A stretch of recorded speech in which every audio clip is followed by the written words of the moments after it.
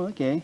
Maybe you can answer some questions for our Shirley Hills students, maybe just to introduce yourself and where you live, and we can talk a little bit about how you came to be associated with Shirley Hills.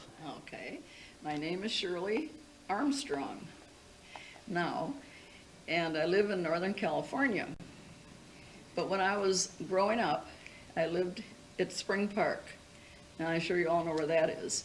And my father was a realtor, had dealt with houses and lots and sold and things, and he owned a lot of property, and he didn't know what to name it.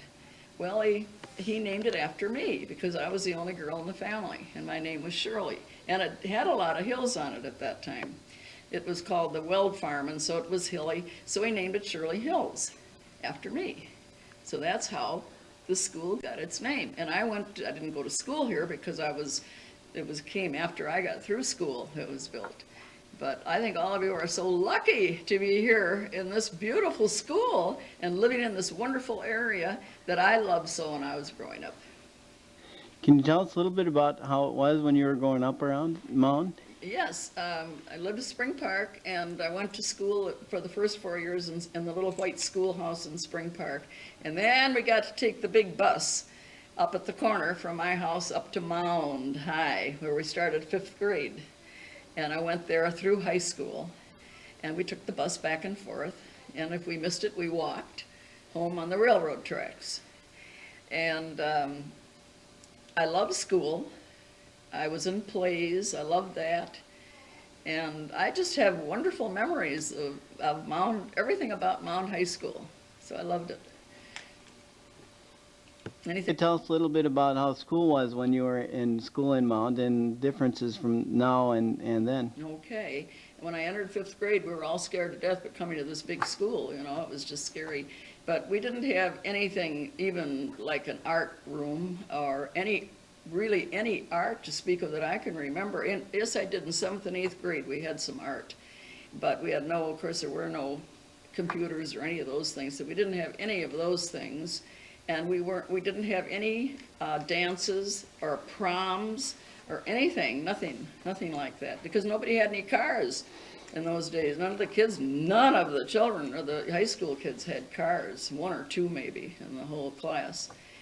And I remember every teacher very well from 5th grade on. I could tell you something about every teacher. My favorite was Miss Dobell in 5th grade.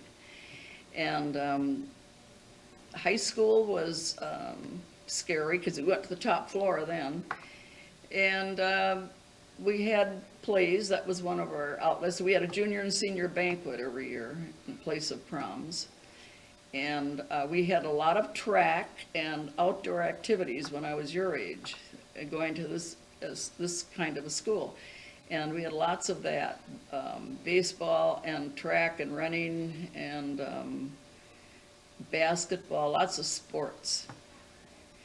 And I never liked math very much, but I got through it pretty good. So but I love the Minnetonka area, and I think all of you are very lucky to be able to be living here. It's a beautiful part of the United States, so I hope you enjoy it as much as I did. Thanks.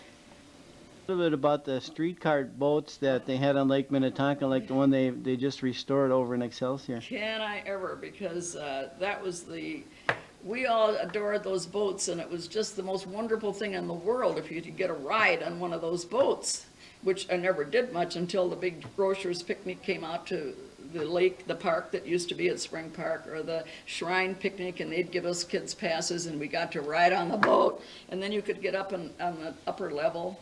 Oh, that was just heaven. And when we went to Excelsior, well, I thought I was absolutely, it's wonderful. But we rode them, they went back and forth. We didn't get on them much. They cost money to ride, and we didn't have a lot of money, kids, you know, to hand out money to do those things. So it was just very special when we got to ride on the streetcar boats. Oh, how I love them. Oh, and they're coming back. So I hope you all get a chance to ride on it. Maybe you'll know what I mean.